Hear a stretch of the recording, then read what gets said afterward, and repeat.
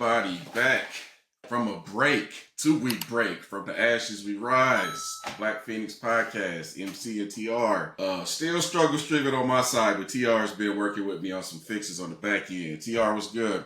Yeah, this struggle streaming thing, it's like I can see why some like Geek Squad and IT, I can see why they get paid to handle this stuff. You become a pro at this stuff, you'll be able to write your own checks because trying to figure out the streaming software and mic stuff and audio, it's ridiculous. It's a pain in the ass. Let's just call it what it is. Eventually, we're gonna get to the point where we're gonna pay a damn producer, but we ain't there yet.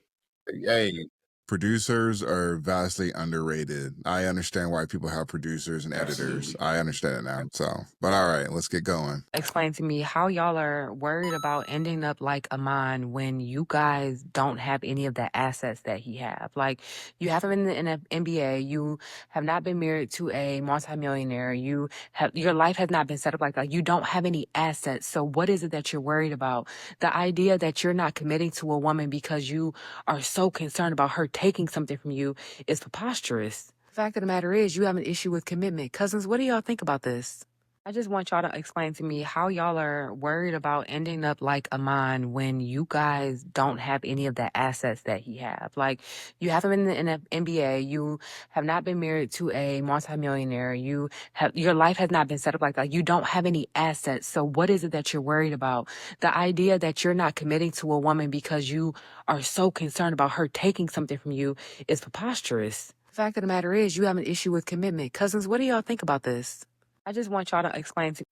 Wow. Let me get back here. Wow. That was everyone's favorite drama queen, Randi Rossario, telling or shaming men that you have nothing to lose, or essentially like, what are you afraid of losing when it comes to marriage, and trying to shame people into, getting a prenuptial agreement.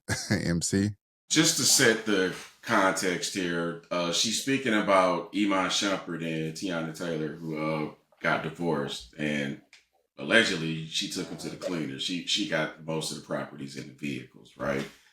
But this is kind of a gaslighting conversation. For some reason, we tend to think that only wealthy people should have prenup agreements, but that's not true. And don't let these women gaslight you. Look, some people have 401ks. Some people have family inheritances coming down. I can never say that word right. Inheritances coming down. There's people who have inherited properties from grandparents that they've had to sell and split the proceeds due to a divorce. So you don't have to be wealthy to have a prenup that's in place. And another thing to consider is a prenup can be set in place based on potential, right?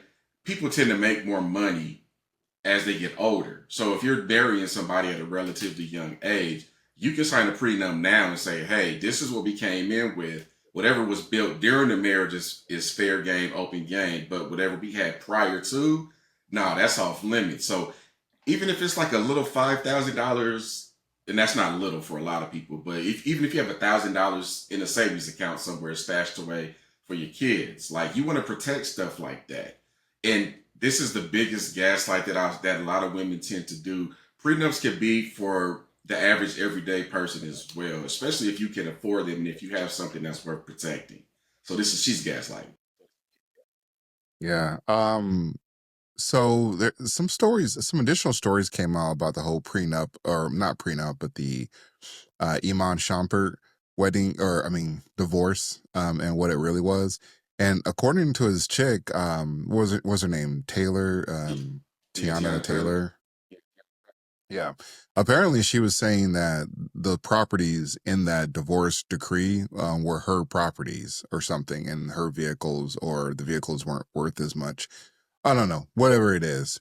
So with Randi Rossario just coming out here, and I believe she's married, coming out here just really shaming men. Like, even in the comments it said, just because we don't have $1 million, we have nothing to lose.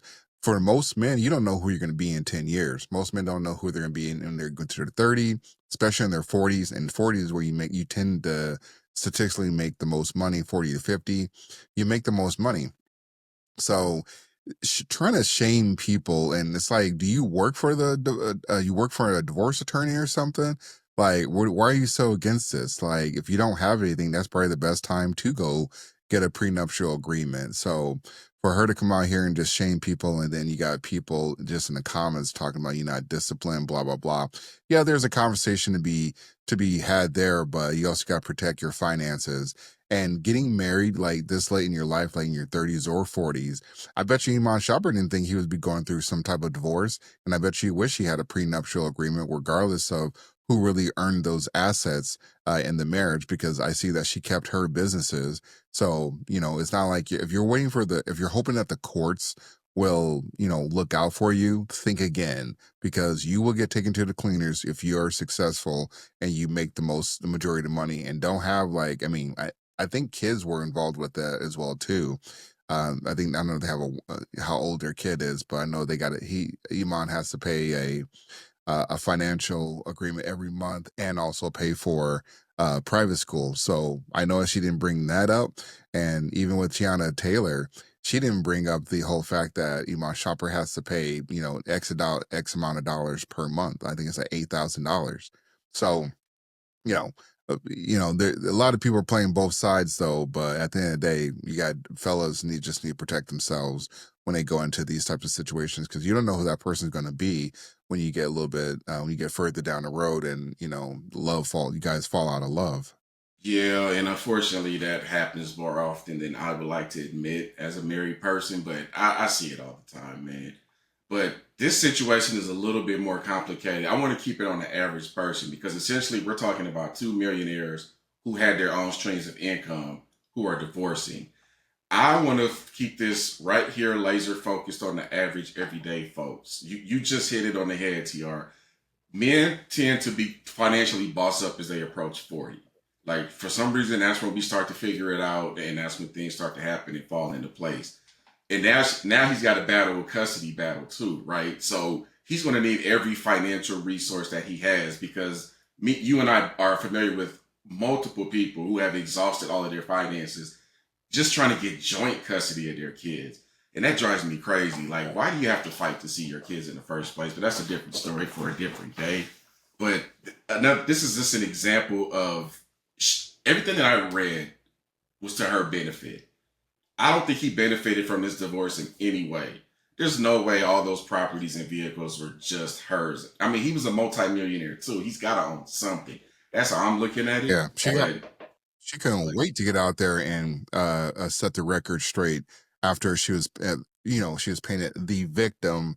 And also she has a new man that Mufasa do too, but that's, I guess that's not a big deal. Oh shit, that's news to me. But yeah, they'll both be all right, man. And he did his NBA thing. He probably qualifies for the NBA pension, so he's got to defend that. And now he's trying to get his music career kicked off. I know he's had a couple of singles that kind of went viral. A lot of people don't know that he can actually rap. I have heard his skills. He's actually very talented. She's talented too. But again, this is a complete and total gaslight. This is an attempt to make men who don't earn a certain amount of money feel like crap. And this happens all the time. It's almost like you're saying that they don't matter and that they're not important. Man, even if you and that you have to lose. Every man has something to lose if a marriage falls apart, especially if kids are involved. And that's the biggest risk that we take. I say this all the time. I'm married, but again, I recognize that for most men, it's not a good deal because of stuff like this. That we already have the court of public opinion that's already siding with her. You can look at the comments on that video and see all the women that's agreeing and not even considering the other side. But I just wonder at some point, you have two children together. At what point do they both say, this is stressing them out just as much as it's stressing us? Can we sit down and work this out without getting a bunch of lawyers involved? Like, why don't parents do that more often? That's always baffled me in situations like this. I don't know why. Maybe because the kids ain't as important. I got to bring this back up. Look, she said, worried about losing their AutoZone check. Like, this is how they view men. This just regular men. Like, if men just stopped doing anything, For women, like, road work or plumbing or just a lot of blue collar and white collar jobs, like just in general. If men stop doing all this stuff, I mean, first of all, this internet thing wouldn't be working. This whole IG, no social media would be working. And for her just to think that people worried about losing their AutoZone check, and got the laughs on that. And there was another one on here, but yeah, this at the end of the day, fellas, you're gonna have to like choose if it's worth it getting married, because they coming for you. They're gonna try to like either get your bag through a divorce, get it through a kid, whatever the case is. They're gonna find ways to try to like get your money. They don't care about you until you have money, apparently. But the funny thing is, the majority of them are knocked up by guys that don't have money. So that's Yeah, and again, at some point, women, you have to ask yourself, marriage is marketed towards women. Everything about marriage is marketed towards women, particularly when it goes wrong.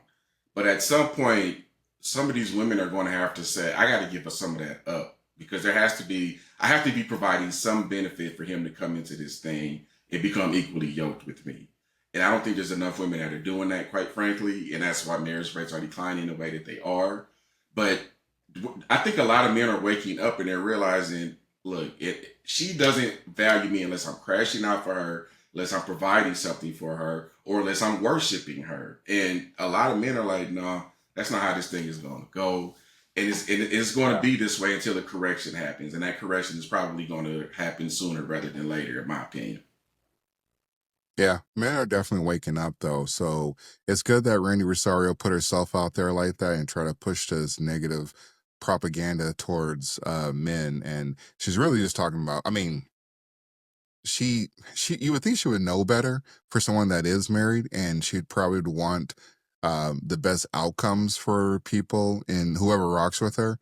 But apparently not. Apparently, everybody else out there, she is out there for the jokes and fodder. And she clearly proves that she does not want to be in the mud with us, but she just want to be able to look from her high perch and say like, hey, yeah, these men are jerks. Well, I don't know who these women are going to marry then. If these men are nothing to them, or they can't get their bag up, I don't know who these women are going to marry then, because you're telling them that they shouldn't be even thinking about a prenuptial agreement. They should almost be, happy that a woman wants to marry them. And that is not the case. Most men do not get married, and they're perfectly fine with that. Them, on the other hand, they need to be married. I can't argue that at all. I do believe that marriage is beneficial for both parties when it's executed properly, but that being executed properly is a big part of it. You're not doing your part if your spouse isn't benefiting from being with you.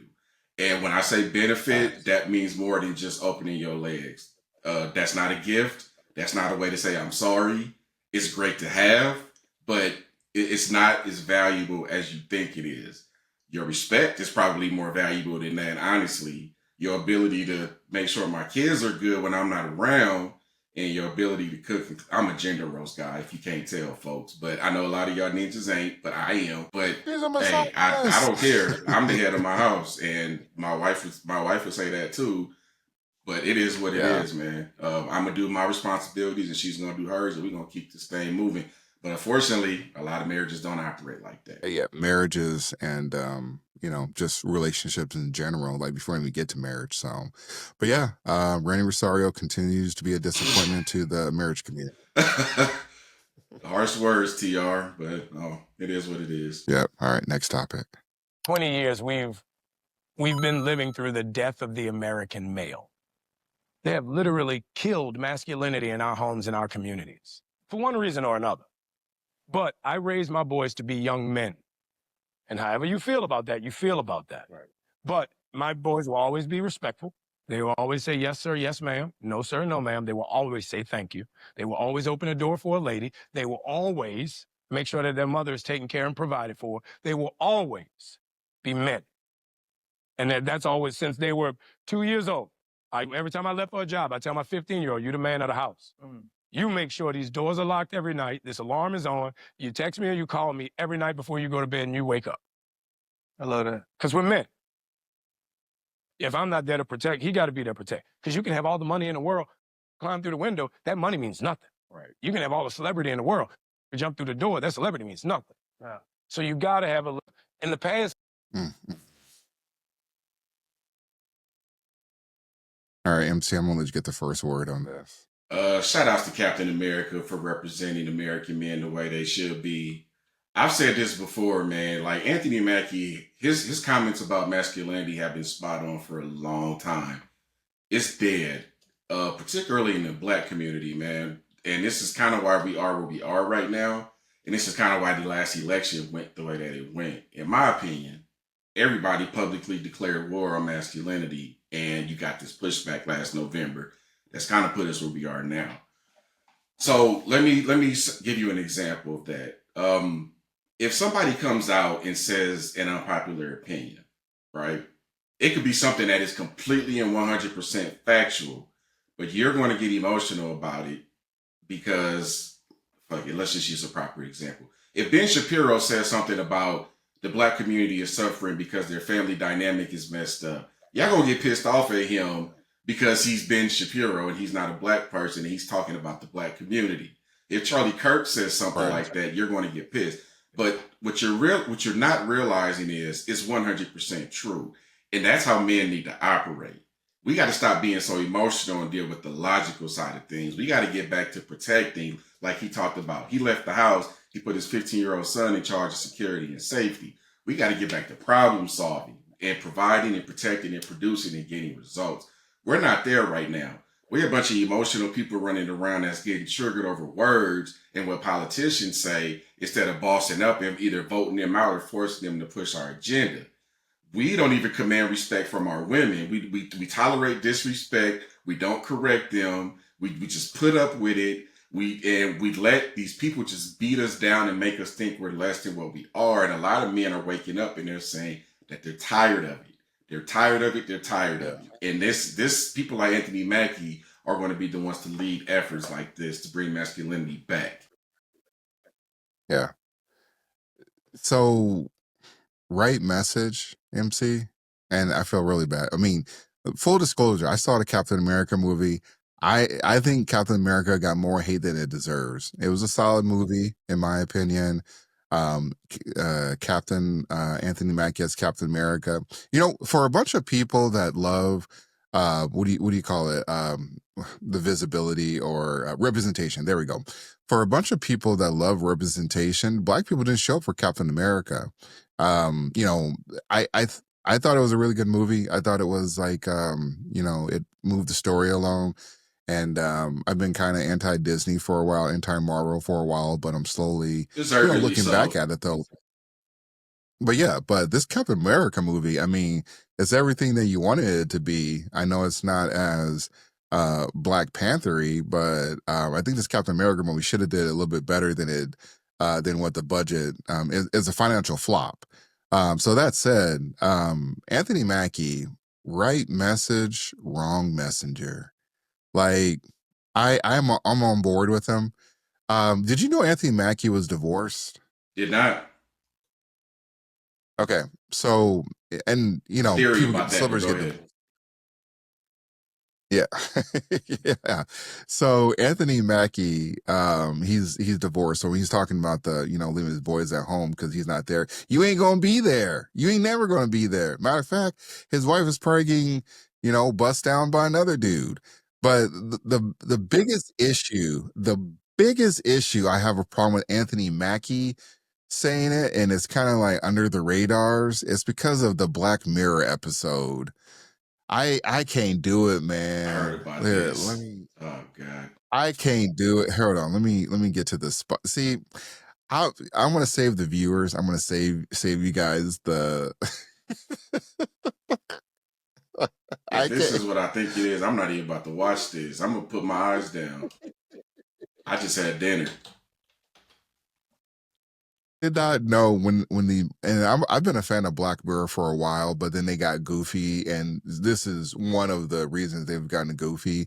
And I know they got another season coming out though, but this is a problem. Like Anthony Mackie, again, you can have the right message, but when they say you got to give, when Corey Holcomb says you got to give up your butthole for Hollywood, this is what he's talking about. And where's the masculinity in that? I mean, you can't do stuff like this. You can't be talking about making boys and then you on you did an episode that the part of the reason most people don't even know about it because Black Mirror's just been sliding. But you do an episode like this, sorry. You can't talk about masculinity at all. Like D Wade can't talk about masculinity. Anthony Mackie can't talk about masculinity. I'm not saying these guys aren't men, but when it comes to like telling other men and talking about the death of masculinity, not you guys. You guys can't talk about it. You can't have this discussion. And it's unfortunate though because we are watching. We saw a whole 4 years of masculinity folding. It became political, and for the men that men were shamed of being masculine men. They try to tell us that Tim Walz and Doug Pimpham Imhoff, those are the pinnacle of masculinity for the Democratic Party. And while you got Trump at the UFC fights and talking to Joe Rogan, like you're getting two different messages. And Anthony Mackie, lately, I don't know his full political views, but he's been siding on the Democrat side, though. And so masculinity on the Democrat side is not where most men want to be. It's Most lacking. men Just go ahead aspire and to just say it's lacking, TR. That's the problem. Oh, yeah, it's lacking a lot of testosterone. It's lacking. And I understand that he was doing a job. Damn that. I mean, I know Will Smith had to do some crazy stuff, but Corey Holcomb is right when he says men have to give up their buttholes if they want to go far in this industry. And it's unfortunate because Anthony Mackie, I think, is a phenomenal actor too. It's just, I saw you and cringe and look, if you want to do it, that's fine. You just can't talk about masculinity. I just draw the line there. You just killed my next point I was about to make. But let me go back and pivot real quick. Did you just say the Captain America movie flopped? Clean it up. I gotta go back. Did you just say the new Captain America movie flopped because the budget was 180 million and they've made over 400 million? I don't think that's a flop. Oh, come on, MC. That's not a flop. That's a flop. You made your money back and some, and you called it a flop? Nope, because that movie had to do reshoots. And so I don't know how much that money was, but when we get the final numbers, because they're going to have to release it when they do their earnings call, when we get the final numbers, all the reshoots and all the marketing, it's going to exceed whatever money that they made. Like, for example, Mufasa, that Mufasa movie did probably like 700, 800 million. That's not a good, you would think most movies, that's a good return. That's not a good return for Disney. Disney was expecting the Lion King live action movie to do $1 billion, and it did $1 billion. Mufasa was supposed to do $1 billion as well too. The Little Mermaid was supposed to do $1 billion, and it didn't. So when I say that these movies, when I say Captain America definitely flopped, it definitely flopped though. The numbers you see online, those aren't the actual number. The budget is gonna increase because Disney does this thing where they don't release the numbers until like maybe a year or two later, and then you find out like the Ant-Man movie flopped because when they released the budget because of all the marketing, and they didn't have to do reshoots, but they did reshoots for Captain America. So because of all of the issues with the test audience, that the movie wasn't going to do well, but that movie definitely flopped. That movie had like Marvel movies have to do like triple or quadruple their budget, and that's just for them to break even. So I just had to pivot real quick, but let me take you back to the subject at hand. So I have a theory about this, right? You just mentioned that Anthony Mackie is divorced. I'm familiar with 9 couples in the last 2 years. One more thing. Yep. Cook. He got divorced the same year he did that Black Mirror movie too, or Black Mirror show. The way people talk privately, I wonder if those two things are related, but that's a different story. Look, I'm familiar with 9 people that have gotten divorced in the last 2 years, 9 couples, right? I know the man and the woman.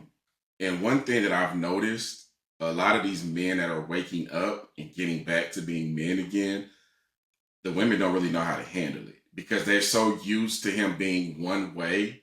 And then all of a sudden maybe he got a little bit exposed to the red pill, or maybe he read a book, or maybe he figured out some things he was doing wrong. Masculinity is not always made to be comfortable.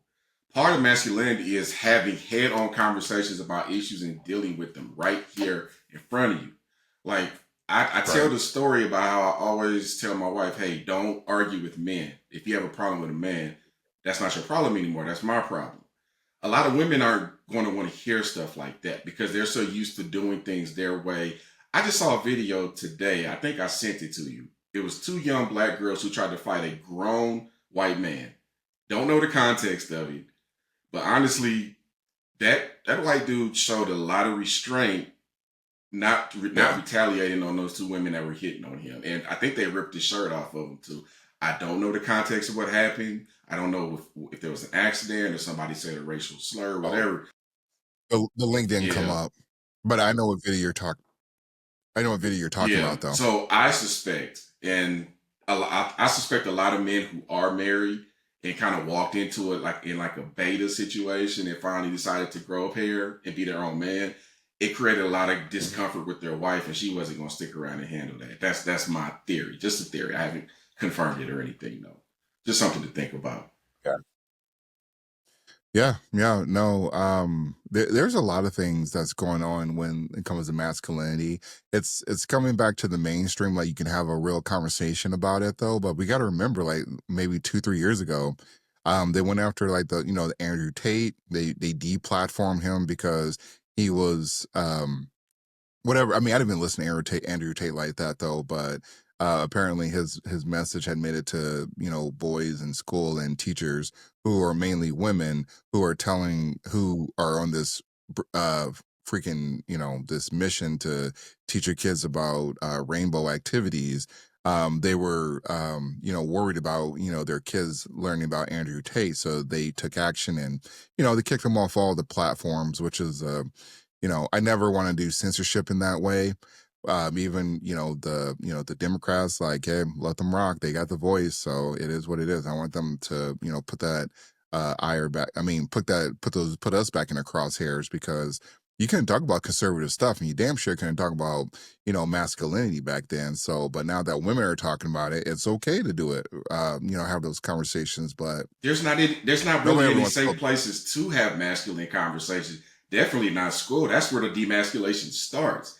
Look at it like this. How Yeah. many times we've been knowing each other since the 7th grade? How many times have you heard stories about two boys who got in a fight? One of the boys was defending himself, and he got the same punishment as the person that started it. So right away, you're telling Yeah. young boys you can't stand up for yourself. You're forcing them to sit Yep. still in the same place for hours at a time. With young boys are kinesthetic learners. They want to get out and do things with their hands. If you're going to sit and have a physics conversation with a young man, you need to put them in a situation where they can get up and do actual experiments with their hands and move around. It's easier for young girls to sit there and kind of just absorb stuff like that. So you're taking this like cookie cutter way of learning and just teaching it to everybody the same way. And people have different learning styles. And we need to get back to, we should be able to solve all of our problems without violence, right? But most men understand sometimes you gotta bust somebody in their face. Like sometimes that's got to happen. Like we tried to talk this out, we didn't get it resolved. You still being mad, disrespectful. Something gotta happen now. So let's just get this over with so we can move on. But you can't even do that no more because nowadays somebody get all in their feelings and try to grab their piece and escalate it to something else. Honestly, I think every man Yeah. should have a pair of boxing gloves in his trunk. I do. Yeah. So I got one better for you. I saw a video that's making its rounds where some kid just smokes this other kid. He just punches him in the back of his head. They're in the classroom, okay, and just punches this kid in the back of his head. I don't know what led up to it. The kid's back was to him, and he just punched him. And the kid is just these are two boys, and there's an obvious size difference between the two boys. And the kid that punches him, he's a black kid, and the kid that who gets hit is a white kid. So that's probably why you haven't seen it on the news media, because that doesn't fit the narrative for the news media. But anyways, just punches him, and then he gets up and punches him again multiple times, knocks the kid out of his chair, and the kid's just in there crying. The boy is in there crying, everybody's laughing. teacher runs across the room, runs to the door, and starts making a phone call to bring in somebody. These teachers, and the majority of these teachers are women, they can't handle these boys, these testosterone boys that are like just doing stupid and silly shit, or they're harming other students. And so yeah, they definitely they do have to be taught a little bit different. But when it comes to like violence or whatever, you're sending your kids up to, figure out the hard way of like getting themselves in trouble or getting punched or, just really just straight up getting assaulted nowadays, because kids don't get arrested for stuff like that apparently. Yeah. But unfortunately, like a lot of these kids, a lot of these boys growing up, they're being taught by a lot of these teachers, telling them like, hey, make sure that you don't hit girls, or you don't you make sure you are, you're saving the life of somebody else. And for society, yes, that's good. We should be looking out for each other. But unfortunately, we've gone so far past that you can't be teaching your kids to do that nowadays, because it's going to end up costing you your life. Could cost you your job, because people aren't trying to like listen to reason anymore. Once they find a narrative, they find like, well, he said something rude, so that's why he got beat up. No, that's not right. You can't be just punching. Kids can't just be punching each other because somebody said something that they didn't like and just okay it. And not to mention the teachers are getting punched as well too. Like these, 120-pound teachers, they can't take any of these boys out. They have the strength of a 12-year-old in most Yeah. cases. Like most of them are not going to be able to stop some of these fights that break out. And you can say whatever you want about the parents, but at the end of the day, once they're in the school, they're supposed to be safe, but they're not safe. And they have to deal with some of these terrible kids who don't have masculinity in their own home, and they take it out on everybody else. They're just straight up bullies, and then people wonder why some of these incidents occur at these schools. Yeah. I'm gonna tell real quick the story of the first time I got a real deal masculine mentor experience. Right, I used to start a lot of shit when I was younger, because I knew at the end of the day I could run and go tell my mom, or in some rare instances my dad, and they would have my back, right? But I had older cousins that, they was trying to put me peep game in me and, kind of mold me to be like a better type of man, because I'm approaching my teenage years. And I'll never forget this. One of my oldest cousins, man, I was arguing back and forth with him, and he said the coldest thing to me. He said, look, you're old enough now where you about to be a man, which technically means I could kick your ass right now based on how you acting. And he let it be known. He said, I don't care who you run and go tell. You're at the age right now where you got to start realizing this stuff. So if you keep doing what you're doing, me and you about to throw some hands. And I had to like tighten up, because I realized in that moment he was teaching me something, right? And these are the types of things that young boys don't have right now, and it's destroying masculinity. Young boys naturally test boundaries. And this is why women, you can only raise them for so long. Eventually, they're going to start testing you. They're going to know that they're stronger than you physically, and they're going to test you, test. Now, if there's another man in that house, like, hey, you need to chill out, or something about to happen, then they get that little reality check. But it's just a natural thing. Like, this all plays into this masculinity. It has to be properly managed. It has to be properly mentored and crafted to be a productive member of society. And that's what's lacking right now. And that's frankly why a lot of women, you need it, but you don't even know you need it. Like every time somebody asks me to help them find a husband, the very first question I ask them is, if a real man was in your presence right now and he told you to change your entire lifestyle around for your own protection, would you do it? And most of them will tell you no. But they won't give up their social media Right. accounts.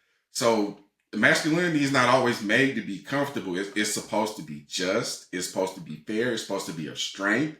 It's supposed to be with compassion and with love. And occasionally you got to be able to move some furniture. And everybody ain't comfortable with that. No, not even close. And especially, like I said, the Democrat side, yeah, they're not comfortable with that. That's why the Democrats have the AOCs and Jasmine Ratchett's leading the party right now. They're trying to get rid of all the men in the party that have some type of power. So Bernie Sanders, I mean, He's one of the biggest phonies in that party, though. Or I mean, that party has also screwed him over, but yet he still wants to. I think he's trying to screw the party over by pushing AOC into the leadership position. But unfortunately, like it doesn't stop like at school. It doesn't stop at your job. The masculinity is definitely under attack, and masculinity will, you got to hope that, I mean, for the single moms that, maybe the father isn't there, you got to find a mentor. You got to find a mentor for your son, because that's going to help mold him to make sure he doesn't, test boundaries with you, and also just test boundaries in society. Like only another man can really, raise another man or sharpen, what was it? Only a knife sharpen another knife. Like that's just, yeah, iron sharpens iron. Yeah, that's the only way. That's the only way that men become better men and productive members of society. Otherwise, society falls in chaos, and that's why you have some of these, these assaults that just continue to happen in our society.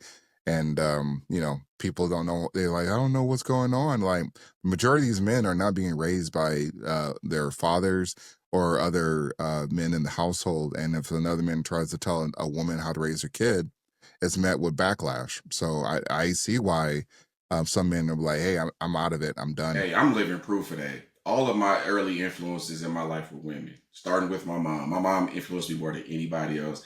I had my grandmas and my aunts. Those are all of my early life influences.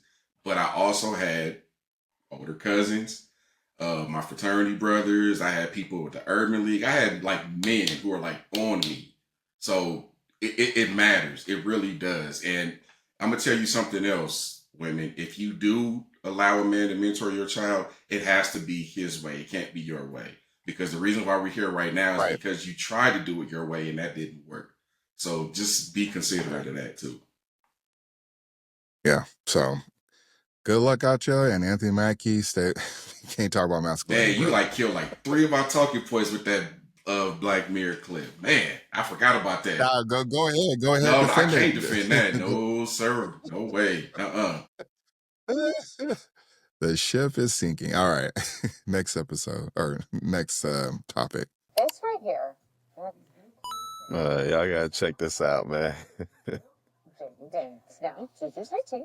JuJu's 24. It's when she like does the cute little like touch of the ear thing and smiles, and then wait for it later. It's like, Look at them choosing signals, TR.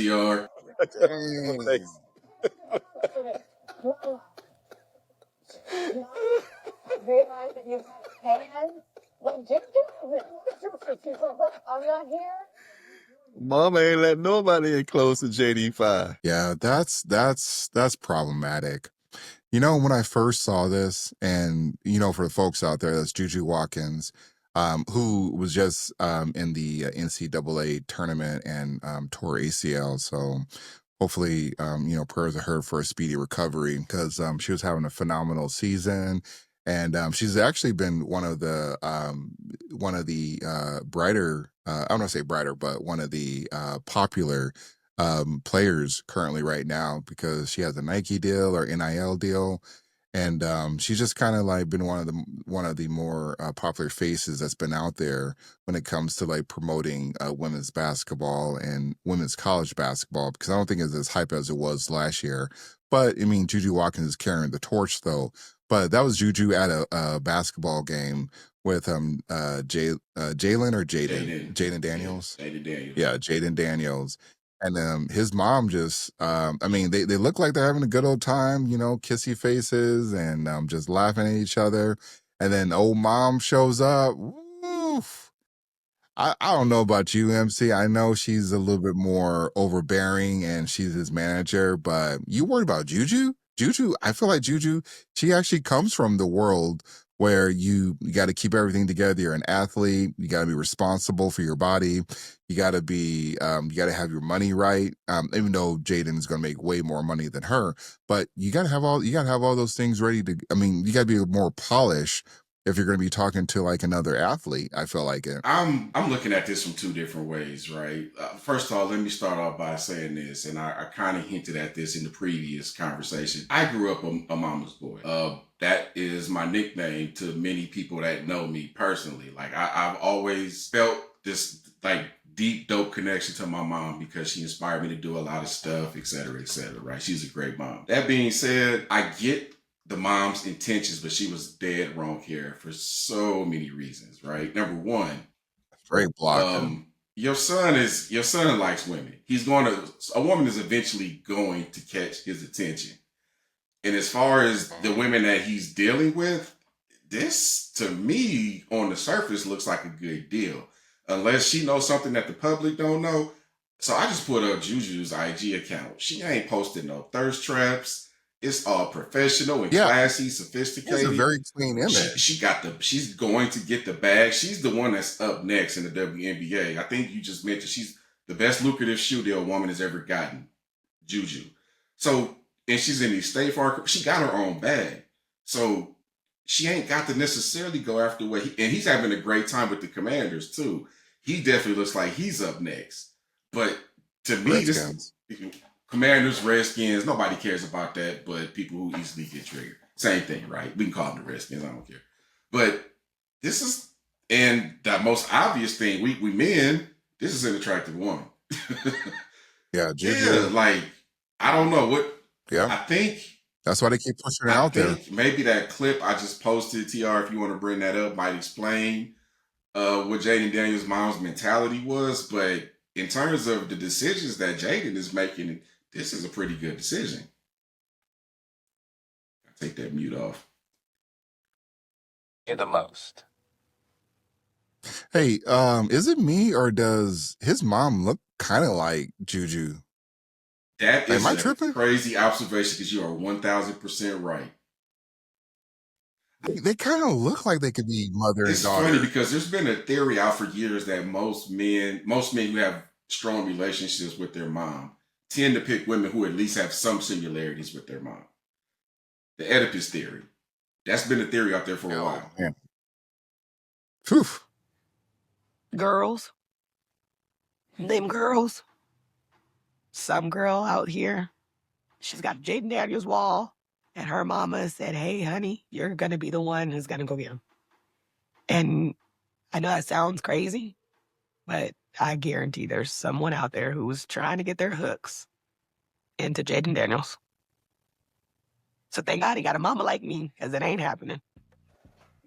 I bet she did say something like that. So she being I posted that clip to say she's being a mama bear. Man. She's a mama bear. But how old is Jaden? She's stepping over the line. She's stepping over the line because I forgot about that clip. She's stepping way over the line though, because it's one thing like I know some women are going to be out there and they're going to like, pray after a lot of these men. I get all of that. But for her to think that she's going to be the one to stop these women, like, what are you going to do? You're going to go on every single trip, every game that they have? Like, what are you going to do?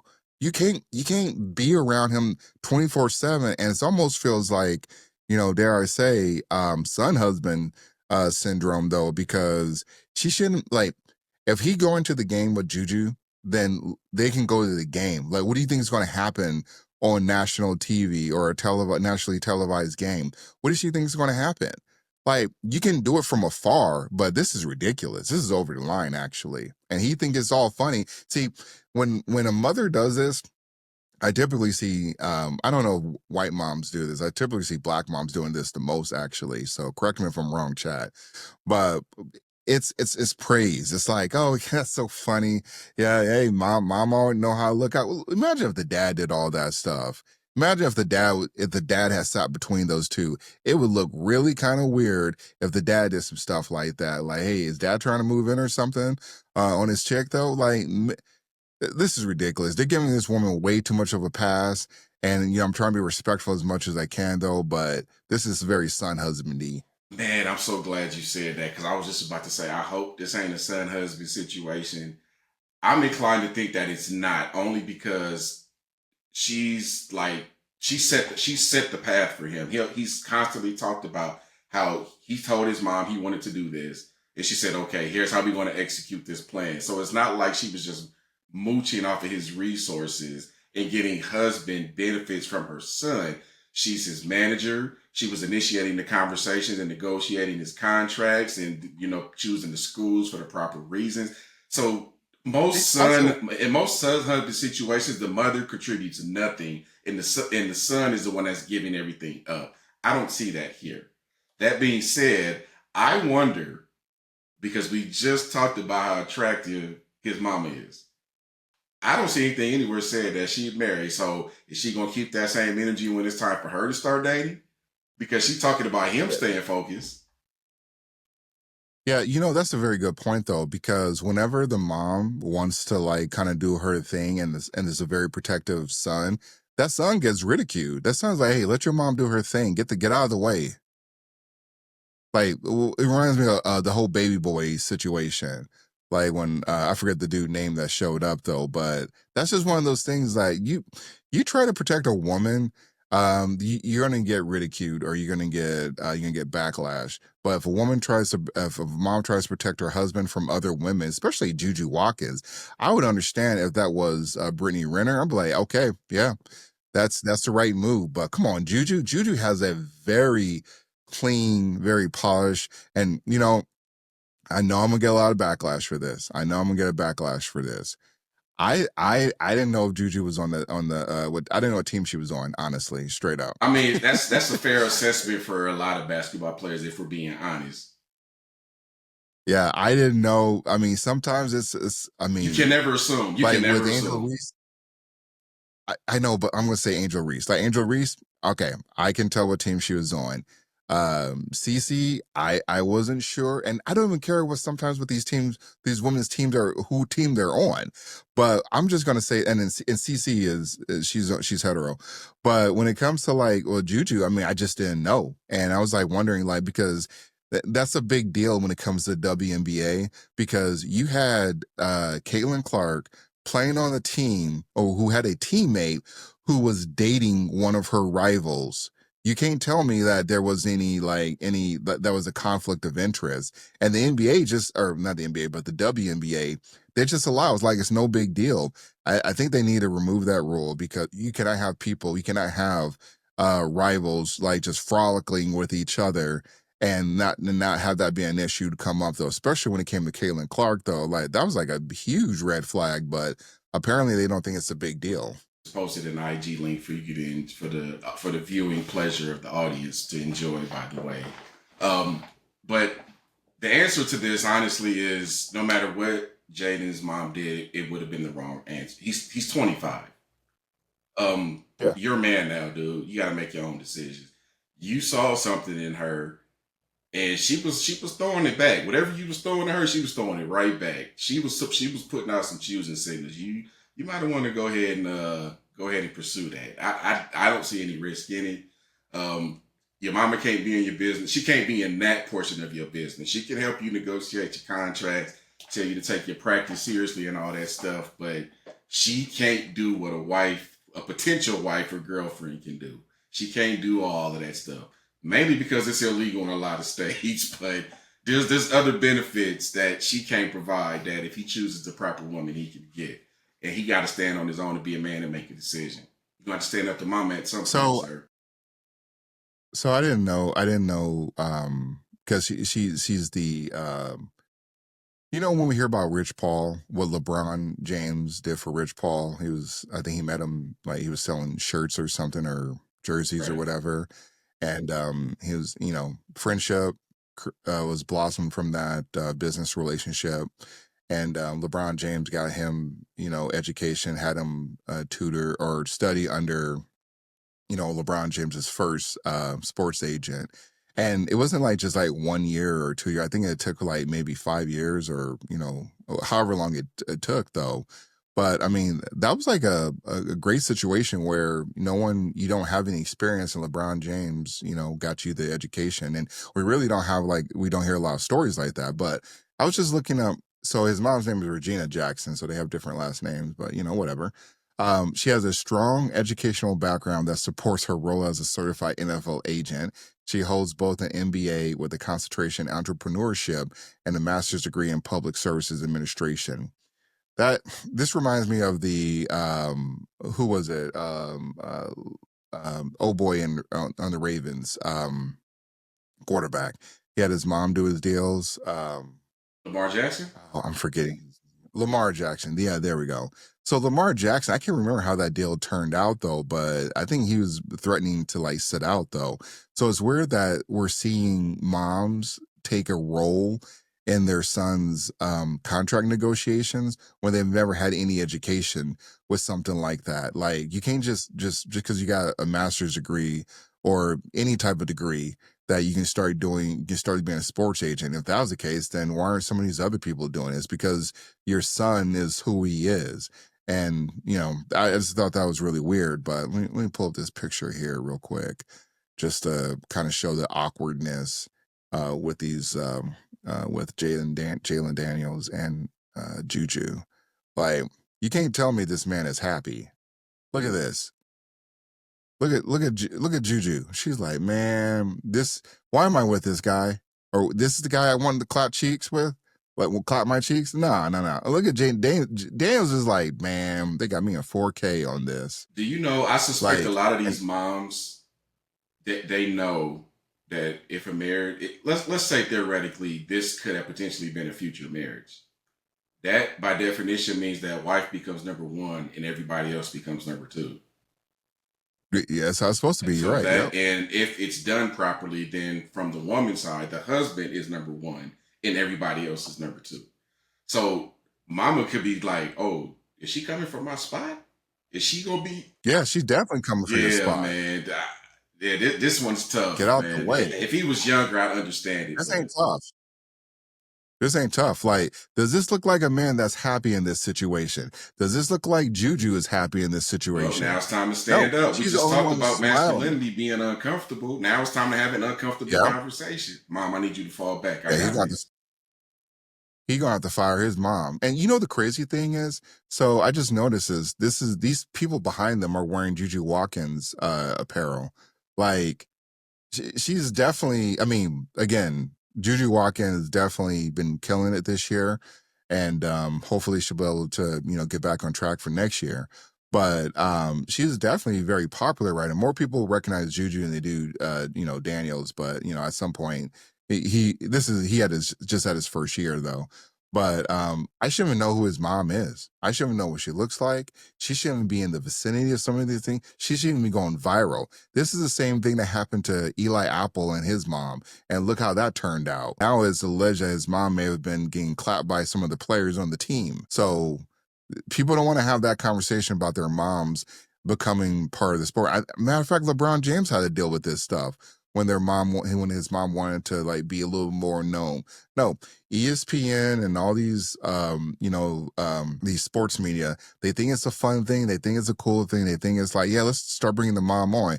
No, you stay in the background and do all the paperwork and make sure your son maximizes his contract potential. And it's not like she even had to negotiate. They have to do those they're not max contracts, but whatever the contracts are, the rookie contracts when they first get into the league. All she had to do was just say, okay, this is a good deal. You can't negotiate the first deal anyways. Man, I'm trying to put myself in this situation and think about how I would react. But there's just so much going on here, man. Like, he gonna have to stand up to his mom. Like you just said, look, just go negotiate the deals. Do the right thing by my money. Don't take anything you ain't got no business taking. But I got this part of it. So why don't you go on ahead and switch seats with me? Because I'm about to slide over here and see what's popping right here. Because this is where it's at. And she gonna have to just deal with that. Hey, you know what's Kyrie funny? Irving's mom is his agent, by the way. I just looked that up. I was looking up athletes whose parents were their agents. See, I don't know what his mom looks like. Don't even know what his mom looks like. Yeah, see, yeah. So sports agent. She couldn't wait to put that. You know what she didn't see? Oh, actually, she might be getting married. Is she married? I'm not aware. Maybe we got step. Maybe we got step. Well, she got a ring up there. But look at this. She's doing way too much. If you're gonna be the sports agent, you should be invisible. Like Drew Rosenhaus, I barely know what that guy looks like. He's one of the best sports agents in the business.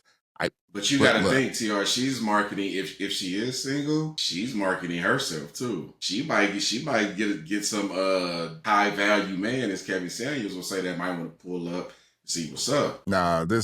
He's look at this. This is ridiculous. She should have went zero dark 30 and minimized or privated her IG. And now you got everyone in here just hey, you know what though? This is what you get, Daniels, Jaden Daniels. This is exactly what you get.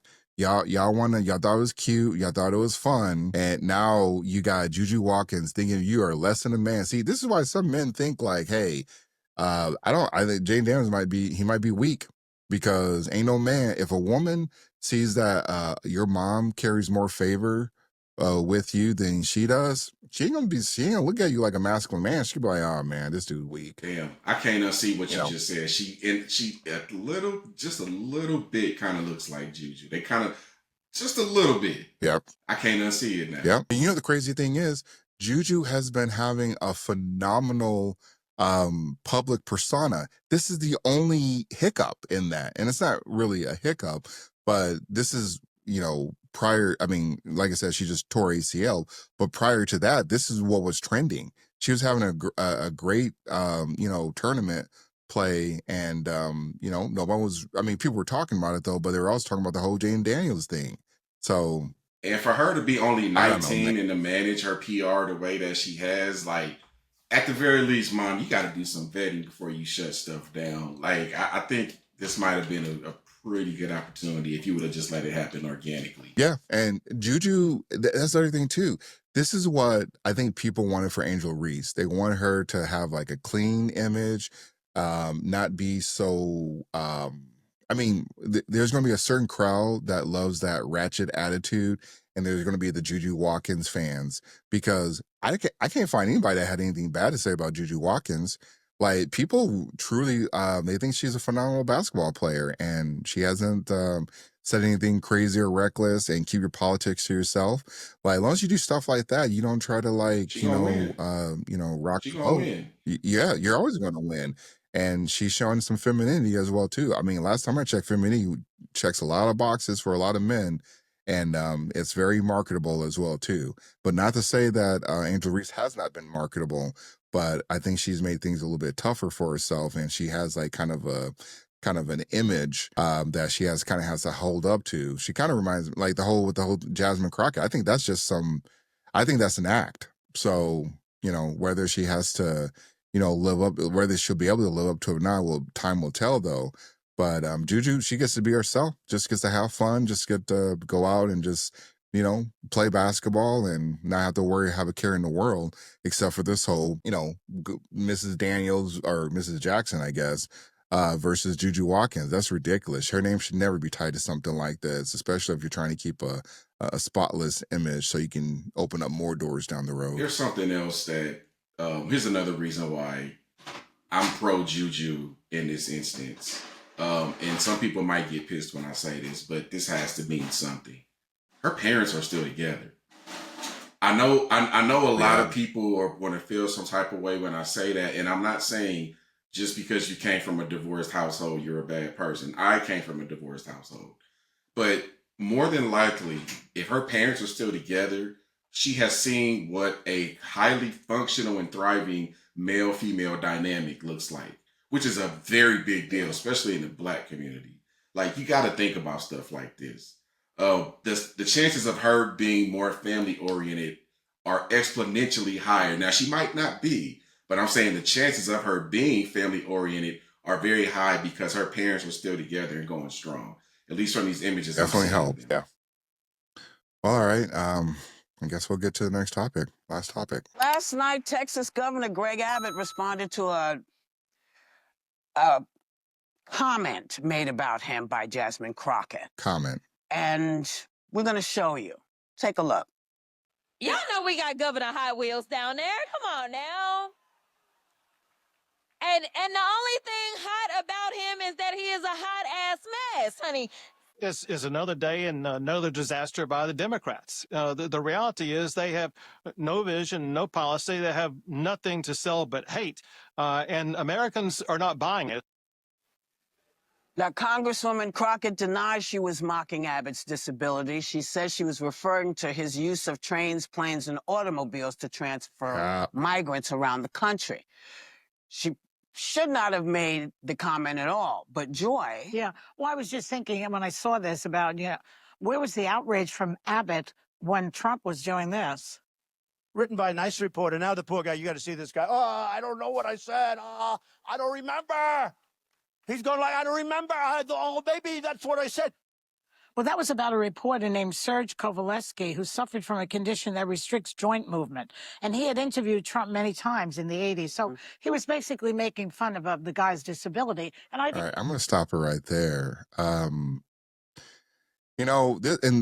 Folks, this is the fallout from, as you saw in the clip where Jasmine Crockett made the Hot Wheels comment. Jasmine Crockett, she has made multiple comments about Governor Abbott's condition, calling him Hot Wheels. Now, I don't like to get into the whole, policing language and whatnot, but this isn't a good look for the Democrats, though. And it's mainly because the Democrats chose to try to say, we're better than Trump. We don't get in the mud. We don't go low. We don't do this name calling and all the terrible things that we said that Trump was doing. This is them doing it. This is actually, the funny thing, even though this is the big takeaway from Jasmine Crockett, if you had, and I didn't even watch the whole video until I watched the whole video this morning. Well, I was watching someone else react to it, but while I was watching the video, she was actually pushing the rainbow agenda. She was talking about the rainbow agenda and people in your classrooms, and they were talking about rainbow neighborhoods, and it's like, this should be the bigger story, but because she made the comment about his disability, that overshadowed whatever messaging she had in there, or she was talking about in the at that the human at the of all places, the human rights campaign that's supposed to be understanding the people with disabilities. Look, politics are so childish and stupid now. And I wouldn't expect anything less from The View. I knew they were going to go back and pull that Trump clip.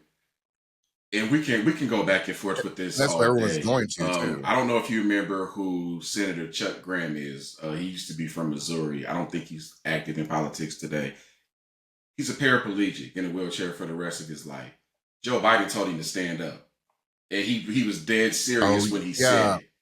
I forgot about that. He was giving him his flowers, man. Everybody gave him a round of applause and said, Chuck, stand up. Get your flowers. So they say stupid stuff all the time, man. I know.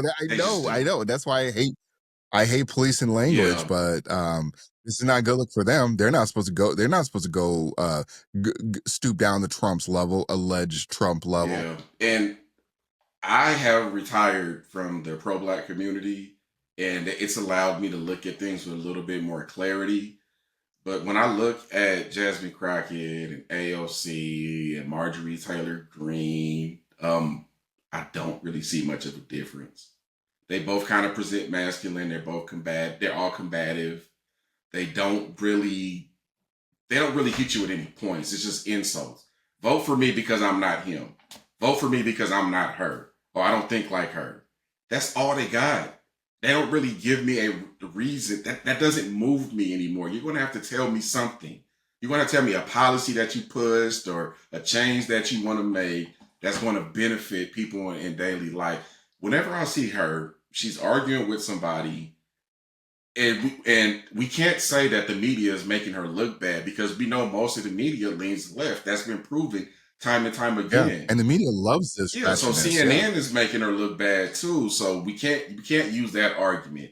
So I'm simply here to say, what policies do you have that are better than what Trump is doing? Because that's ultimately what we need to ask ourselves. I'm not here to listen to all this extra arguing and these insults and this beach black body build and whatever Marjorie Taylor Greene said about the eyelashes. It's all stupid to me, man. Like, can we get back to, one thing I like, I follow Forbes online, right?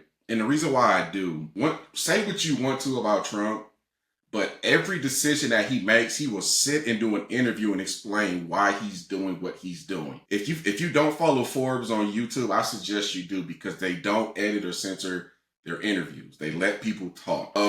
I don't understand why Jasmine Crockett is doing what she does. She pushes things that are kind of anti-family, which is the last thing we need right now because it's literally destroying us and making us a joke politically. I'm talking about black people now. And white people, you ain't off the hook because this is going to happen to you too. Everything that's happening in our Well, family dynamic right white now people is are coming for promoting that y'all too. next. I'm telling you, it is. So I don't see anything anti-family. She wants to take care of people who aren't U.S. Or we should say citizens. white Yeah, liberals. and I'm not really understanding what she's about. Like everything about her, they say she was a civil rights attorney.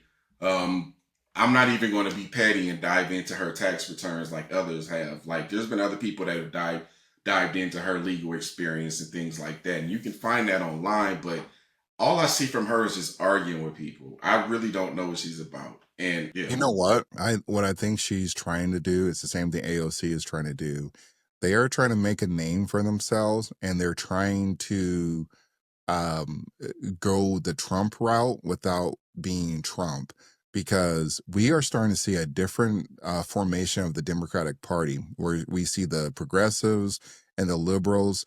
They don't get along together. They don't want yeah, to work with each other. They're getting mad at each other because they're saying you're not fighting hard. We saw that they went after Chuck Schumer, and they're trying to get Chuck Schumer out in the next couple of years. So the midterms are going to be very interesting. But make no mistake, like if Jasmine Crockett or AOC, if they get their hands on the Democratic Party, it's done. You guys will never win another election cycle, because for all the people, like after this past election, and you had all those people that say like, yeah, we're Democrats, blah blah blah. The fact of the matter is, people don't trust y'all, and they do not want to be called racist because they don't agree with something. They want to be called a transphobe because they don't agree with rainbow folks in the bathrooms with biological women. They don't want to be called, any type of, they have a Tesla. They want to be called a Yahtzee. Like there are a lot of things that they may not, be in line with the Republican Party, but they know that the Republican Party promotes family, promotes jobs, and bottom line, gives you a message that's most Americans can get on board with. That shouldn't be up for debate, honestly. But with the Democrats and with what they're pushing, this is not a good look. And Jasmine Crockett, again, she cannot be the one that says, hey, we're making fun of someone that's disabled. That, again, I'm not saying I had an issue with it. Like, these people rock out, they say a lot of crazy things to each other, and this is par for the course for Jasmine. But the amount of people, and once we get back to the clip, you're going to see that a few other people actually did not agree with Jasmine. That's the one thing I am surprised that most Democrats have not got on board with this or not co-signed it. And also, Jasmine, she kind of walked it back. Like, this other thing too, if you really felt the way that you felt, or you thought it was just all jokes or whatever, and they've said crazy things to you, which I know they've said crazy things to Jasmine, butterfly eyelashes and whatnot. I've seen all the memes. I saw the the Muppet meme, that Muppet, the Judy or whatever the Muppet name is, Jan. You know which one I'm talking about? The one I with the think big so. eyelashes, the Jim Henson Muppet. Yeah. Anyways, the point is, they say all reckless things to each other, but you guys have told us that Trump is, I'm trying to censor myself because YouTube, old boy, Hiller, that guy. You said he was a Yahtzee and everything, but you guys cannot take the morality road. You've lost that a long time ago, and this is exactly what you get. And Jasmine is proving why she can never get the keys to the Democratic Party along with AOC. And AOC is trying to get Bernie to help her sneak in through the back way to create a blue tea party movement, and it's just not going to happen. Jasmine's just these are just terrible candidates, and Jasmine got exposed. She did. I do want to be fair, because we talked about that exchange she had with Marjorie Taylor Greene. In my opinion, it was self-defense, because Marjorie shot the first shot. Now, I don't know how long they've been going Oh back yeah, and yeah. forth before that, but just to be fair, I wanted to call that out. But I just posted a Hey, poll. you know what's want to What's call that? out? If we let women in the government, it'll be more civil. The majority of Oh, I never believed that for a viral second. moments, yeah, the majority of the viral moments in Congress have been from women. Don't forget about Nancy Mace too. Yeah, and Nancy Mason, she gets a little masculine sometimes too. Again, Don't call me a just to be child. fair, here's the Dems apparently have not learned their lesson, right? Because I just posted the New York Post posted some results from a poll on the top Democrats' favorite challenge in 2028. More than likely, it's going to be J.D. Vance on the red side, right? But if you look at some of the names on there, first of all, Kamala Harris is still number one, and it's not even close. She's like killing everybody else. But Mark Cuban's been thrown out. Gavin Newsom's been thrown out. AOC's been thrown out. Stephen A. Smith. And this lady in Michigan, whose name slips my mind right now, they're starting to push her forward too. Big Gretch. Is that her name? Yeah, Big Gretch. Oh God, I'm Yeah, not going to Gretch, call her that. Whitmer But or something. I say They all that call to her Big say Gretch. Like, they haven't learned any lessons from this L, and you would think that given the size of the L that they took, there'd be some takeaways here, right? But it doesn't appear that they're ready to pick up on any of those lessons that just laid out on the table. So I'm confused by y'all. I don't emotionally attach myself to politics anymore because y'all all crazy to me. So I'm just gonna vote for whoever has the best policies. Period. Didn't hear the outrage then. Not that she's right or wrong. Right. Yeah. I mean, the thing about Nobody her, should be- she was yeah. looking for a way to say hot mess and hot wheel. also, look how the gymnastics they have to bend over backwards to justify this or protect Jasmine. This is ridiculous. Just call it out. She was wrong. You can't say anything about Trump though because you guys condemned it. So if she's doing it, have that same energy. Exactly. Yeah. And you should leave that stuff to the But Canadians. I think she should just own it because Jasmine Crockett Yeah. is a very talented politician. Yeah. Crockett, sorry, is a very talented communicator, politician. She's effective. People gravitate towards her. This was beneath her because Marjorie Taylor Greene, we expect that. That's the only way she can get a headline is by. So Jasmine has a list of saying reckless things, but you're telling we expect this out of Marjorie Taylor Greene. Nobody's saying Marjorie Taylor Greene has been a saint. Marjorie Taylor Greene is the shit starter. I get it. She could be a shit starter. It is what it is. But you got to have that same energy for Jasmine. Jasmine is a shit starter. She's trying to rile the base up, and it's a terrible move. But that's what she's been doing. That's how she's been getting her donations. And being sassy and clapping back in a congressional meeting is not a flex. There's nothing about that that's a flex. You're supposed to be the leaders of the damn country, and Congress has turned into damn Real Housewives of Washington D.C. Like there's nothing attractive about any of this at all. I just see a bunch of little kids in there that are leading the country right now who are all doing insider trading, by the way, but that's a different story. And then everyone looks. Representative Crockett is so much better than this. So I think it would have been really relatable because the rest of that speech, if you watch it, she's really impassioned. She sashe going off script. What I love a She didn't politician have to a do is script. say, you know what, I said that. I shouldn't have said that, and then move on because then everyone would move on with her. She's just too good for this. I agree with that because I respect her, but it's just never okay to mock someone's disability, whether you're Donald Trump or Jasmine Crockett. And he was paralyzed from the waist down, Governor Abbott, and when he was 29 years old, a tree fell on him. It's a tragedy, whether you like him or not. That's just off limits. And I think it raises this bigger point that we encounter in the Trump era where just because he or some people like him go low, if we all go low back in response, then you just end up down in the mud. Things don't get better then. And right now, there's this whole question, like, should Democrats fight harder? Should they name call back? Should they shout? I think they should be strategic. I think they should. I don't think that the names help. I think right now there's a Wisconsin Supreme Court race that Elon Musk is pouring millions of dollars into to get the. Well, somebody on this stop view that. actually said something I agree with. Oh my God, the world is coming to an end. I was a bit surprised. That's the funny thing again, the stuff that people should be worried about is what she said after that meeting about pushing the whole agenda and everything. And this is the thing. This is the problem where I have these. I don't want that lifestyle or the whole boys and men and women's restroom. No, You're never going to be able to convince me of that. And that's not the main reason why I vote conservatively, but that is a strong reason. But, you know, we got weak men that tend to lean, it's okay with that. But wait till your daughter is in that situation with a boy. But yeah, no, they had somewhat of a tame take on it though. But again, I mean, no one's really calling her out though. I think I got another clip here. I want to say I'm gonna pull up this clip, but did you have another take on It's this just one before we weird move to. on? Okay, so look, right? She is a senator from the state of Texas who is insulting and not working with the governor of Texas. You're all serving the state of Texas. You know, you're serving a portion of it, but you're still serving the state of Texas. It's weird to me that y'all can't sit down and have a conversation and get stuff done just because y'all on different Supposed sides to of be the for the aisle. American people.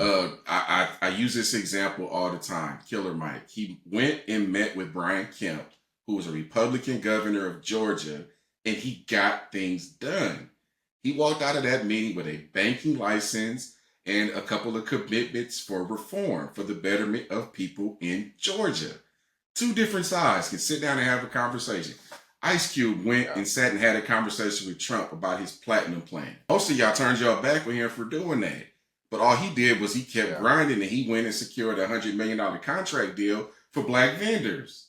Like, what are we doing, dude? This is so goofy. No, they unfortunately the stuff that the voter that Jasmine's base and AOC base, that they want, you know, they want some action. They want action in the worst way.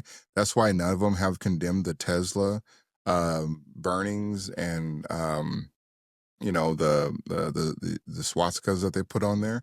That's why this party is headed for a reckoning. They think they're going to have an opportunity in 2028. No, you're not. Not even close.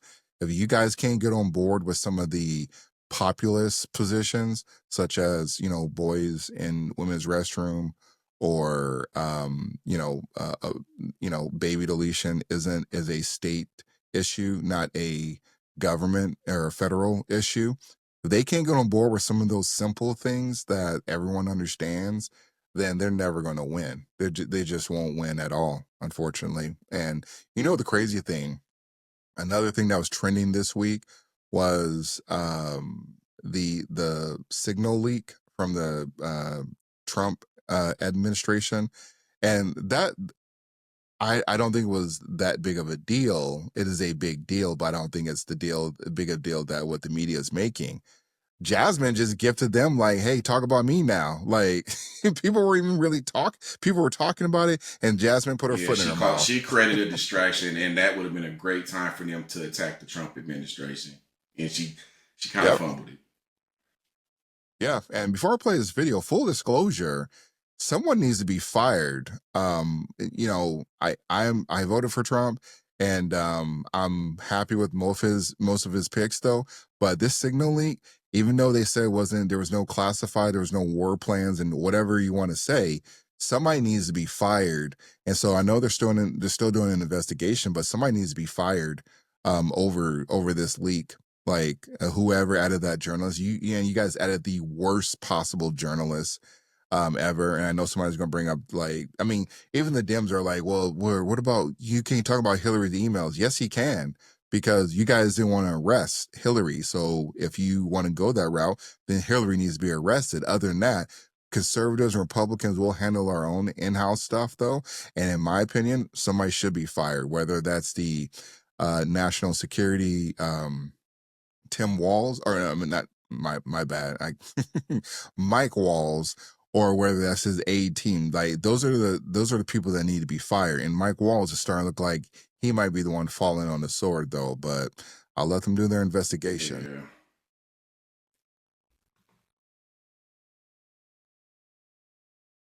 Trump is mocking a disabled journalist or a POW, or saying we should punch him out. I mean, it is rich. And let me tell you, I have been very, very out there on criticizing Trump for that disgusting, disgusting rhetoric that has coarsened the language. Also, you notice how they always have to lead with that? That's the first thing they say when they're trying to defend Jasmine. That was over, what, 10 years ago? And they're still talking about it? Like, yeah, he shouldn't have did it. And I know a lot of conservatives did condemn it because it's like, you can't be doing that. But, you know, Trump leaned into it, and Trump does what he wants to do when he did stuff like that. I don't see Trump doing stuff like that now today, honestly. I mean, he made the Pocahontas comment, but hey, Elizabeth Warren put herself out there and said she was Native American. So, you know, I think it's on I would par. argue that Trump was actually more tame this time around because the Dems were so busy shooting themselves in the foot that he really didn't have to do much. Yeah, Kamala was a disaster on a lot of interviews, though, and he's like, just play the tape. That's basically what he did. He just held up a mirror. Yeah. But they don't see that. Yep. I guess. Nope. Around politics. It's gross. He's why we got here. And what she did was disgusting. And I am not going to accept her spin of this. It's disgusting and gross to mock someone who is disabled just because you don't like them. Surprise. And if Democrats, this is your idea, this is what your party is going to do now, is do Trump, but gross, but worse, and then pretend it's not. I'm not here for this, and please do better. Please, this cannot be the answer for the future of the Democratic Party. It's the future. I think actions speak louder than words. And in this instance... Hey, before I play this clip, see, MC doesn't, you know, he doesn't get a chance to, like, you know, vet some of these clips out. MC, what do you think she's going to say? I can guess. She's going to take a roundabout approach and defend everything that she did. And I'm going to take a shot if any context of racism comes up at all. I'm just going to take a shot. I'll tell you this much. The sisterhood ain't no stronger formation of not Voltron, not the MLB union. Nobody is stronger than the sisterhood. Like, nobody. Like, you know, Crips Bloods. I'm trying to think of some other stronger groups out there, though. Nobody has a stronger foundation than the sisterhood. Straight up. Yeah, but I think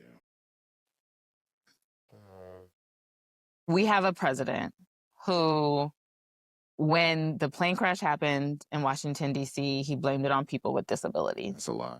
When RFK says that autism is a threat to the American way of life, which is a disability, apparently the White House has ended ASL, American Sign Language interpreters, and briefing. I don't know why they're pissed about that. Inaccessible. Questioning and gutting Social Security, which a lot of disabled people rely on, Medicaid, Medicare, people rely on. And in his first campaign, mocking disability. Two wrongs don't make a right, but actions speak louder than words. And the policies of the Republican, including undermining special education, ID, the Individual with Disability and Education All right, Act. pause it. Now I got to get on my soapbox because this is a personal issue for me. TR, you know I'm quite familiar with autism. They're not losing anything.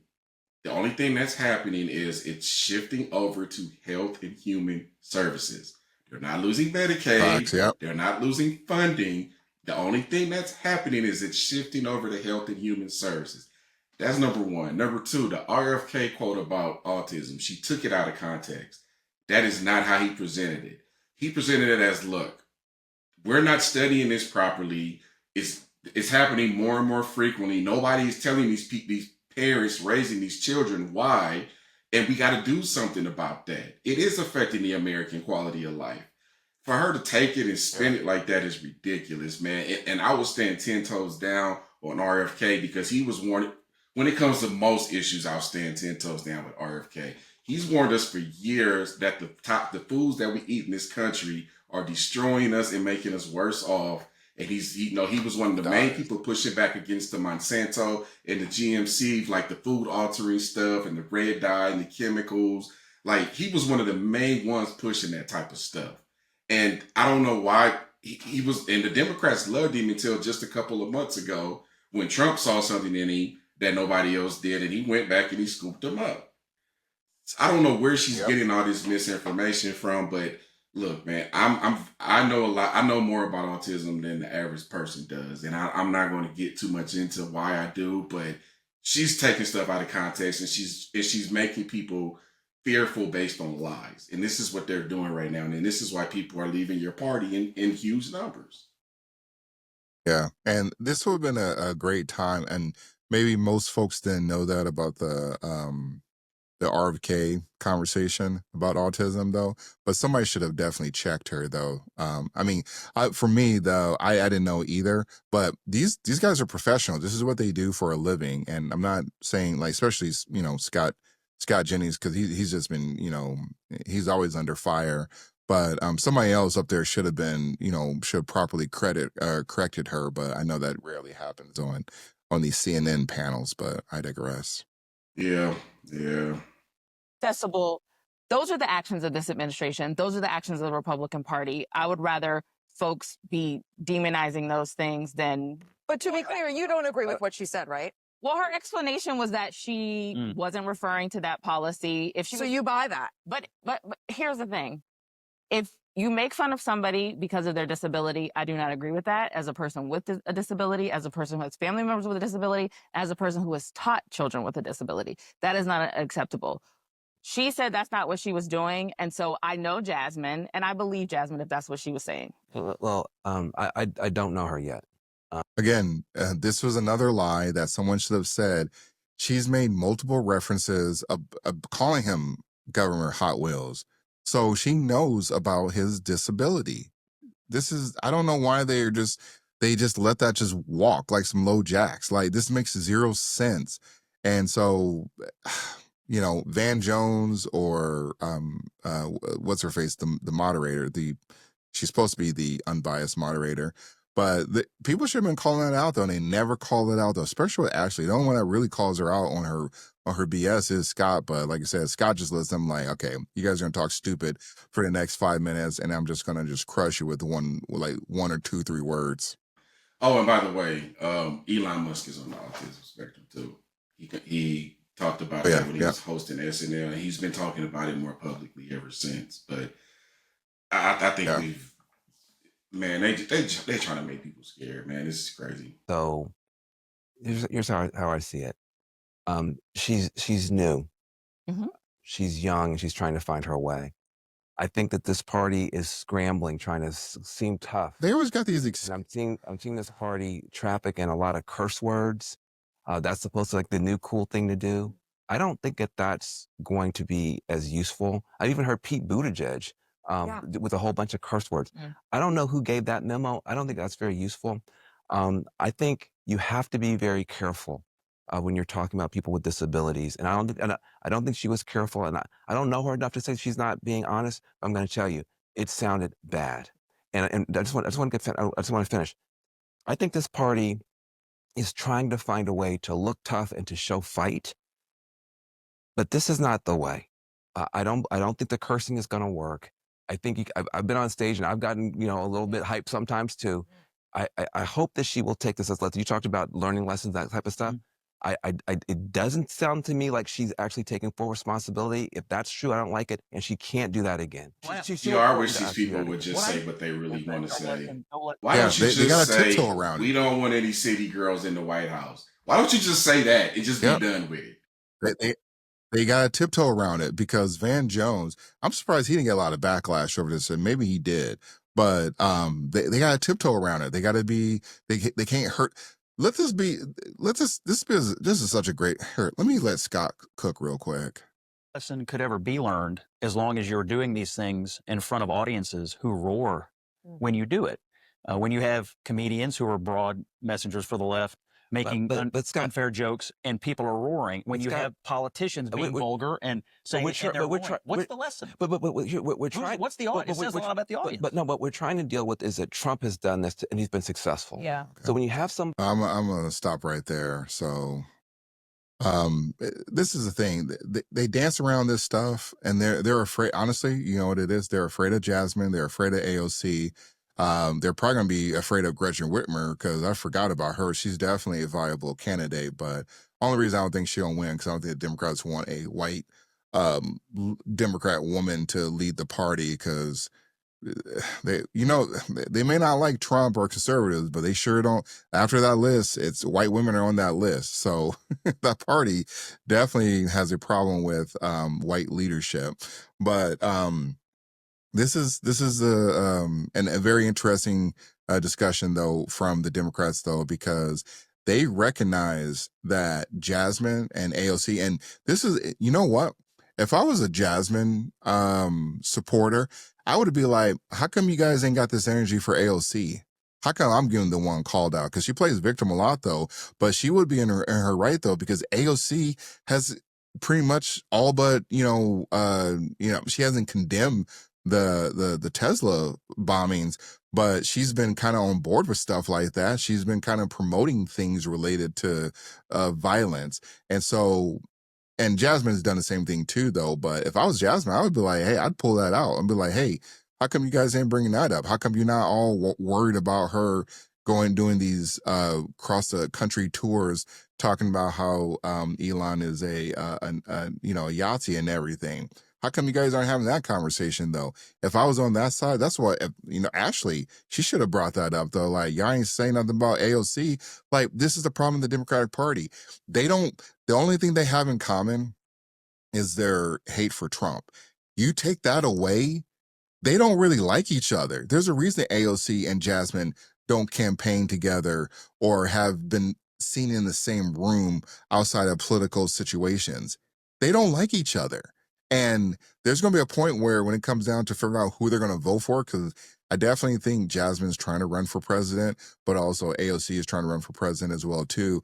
Americans are going to have to decide, or the liberals are going to have to decide which devil do they want though, because they're both bad and they're going to lose the party. No white man is going to be able to run, and I doubt any. They cuck so many of the men, the black and white men. None of those men are going to show up to the ballot or get on the ticket. They're not going to win by going further left. Here, let me extend an olive branch because let me help the Democrats out. If it's possible. Let me help the Democrats out real quick. Apple, SoftBank USA, Nvidia, Hyundai, Taiwan Semiconductor Manufacturing Company, a conglomerate of 5 other tech-based companies have all committed to investing billions into the United States in the next 5 years to create jobs and to give people higher competitive salaries and bring manufacturing back to the United States. You want to take down Trump and Vance, you need to go after why that's bad. Is it bad, first of all? And if it is, I need you to tell me why.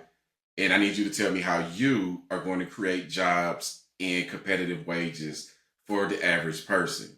There's a reason why the head of the Teamsters Union didn't endorse anybody. He knew where y'all was going, but he didn't want to commit to the Republicans either. How are you going to counter all of these people that said, we're going to build in the United States and invest trillions of dollars because we don't want to pay Trump's tariffs? And he told us to get around these tariffs, just build in the United States and hire people in the United States. How are you going to counter that? Please tell me. Right. Yeah. They don't have an answer for any of this stuff though. And when it comes down to it, the Democrats are trying to the Democrats want to do what MAGA did to the conservatives. They want to get rid of all the establishment Democrats and start running the party by how they see fit. The problem is that most of the what's perceived as conservative policies are really, centrist policies. Like, most people agree with this. There's really no debate on some of the things that conservatives want to, some of the policies on conservatives. They just don't like it because Trump is pushing it. And so that's another reason why they're going to keep losing votes though. They might tell you on social media, they might tell you at the protests, but at the end of the day, they're still going to vote what's in their best interest. And right now, the conservatives are giving you something of interest. People will lose their minds when I say this, but both Trump and Vance are moderates. They don't care about gay marriage. They really don't care about baby deletions. They wanted the states to manage it. Matter of fact, you could argue that they're both socially liberal. They don't care. So yeah, I'm gonna say populist moderate, but populist moderate. Okay, I'll accept that. Populist moderate. But you don't. America put the whole world on notice, right? that we are not a liberal country. We're not a conservative country. We are a centrist country. And everybody seems to understand that except for the Democrats right now. They're talking about going even further left. AOC is about as far left as you can get, but she's right there in the conversations for possible presidential candidates. Yeah, exactly. And yeah, that should, I mean, it's either it's Kamala or it's going to be AOC or it's going to be Jasmine. No men are going to get to that ticket. The only way that men will get on the ticket is going to be on a as a VP. And it ain't going to be no black man that gets on there if it's if the person is black or Latino or Latina or whatever. It's going to be a white man that gets put on that ticket. This is the playbook from the conservative or from the Democratic Party, though. It's easy to tell what they're going to do next and how they're going to operate, though, because they try to act like they're morally superior than everybody else, and they really aren't. So there's one Dem who has a lot of common sense, but they're not listening to him. John Fetterman from Pennsylvania. Oh yeah, Fetterman. Yeah, Fetterman. I mean, the crazy thing is, so Fetterman had a stroke, and he came back into the office, which I thought that was really weird because you recover from your stroke within 6 months. I mean, credit to modern medicine or whatnot, though. But Fetterman's definitely has had the conversation, or at least he hasn't been fully Democrat, I guess, or deranged, I should say. But Jasmine went after him about him and his clothing, and I will say, we probably expect people that work in Congress to be in suits. Fetterman doesn't do it. He says because of what happened with him with his stroke or whatnot. I don't even know, but they changed the rules for him. But that's another person that she went after when it came to like a mental disability that no one else brought up too, though. So yeah, there's another thing that Jasmine, she you get in her way, you're gonna get steamrolled apparently. History shows that any Democrat who's even approaches the center gets pushed out, and they eventually become Republicans. You just lost your biggest fundraiser in Lindy Lee because she was a centrist, and y'all decided that wasn't good enough, and y'all pushed her out. Your biggest fundraiser is now a Republican. Yeah. That's after you lost Tulsi Gabbard. That's after you lost RFK. Who else are you going to lose? Elon. Yeah. Elon was a centrist. Elon wasn't even a conservative. I don't know if conservative is the right way to, like I said, most of the conservative policies are not related to, are not like traditional conservative policies. Essentially what they are is, these are like table discussions that most families can get on board with, though. So, but yeah, all right, I think we beat this one. Pause. Last point, MC. That's it for me, man. I just stop emotionally attaching yourself to politicians. Take the emotions out of it, step back and look at what they're doing, not what they're saying, and make your decisions based on that. That's all I ask. And then we can finally sit down and start solving some real problems if we all start to do that. Yeah. I agree. So, oh well. All right. That wraps up this episode. Hopefully that also wraps up our technical issues. So we'll try to get back to our normal schedule, everyone. Peace.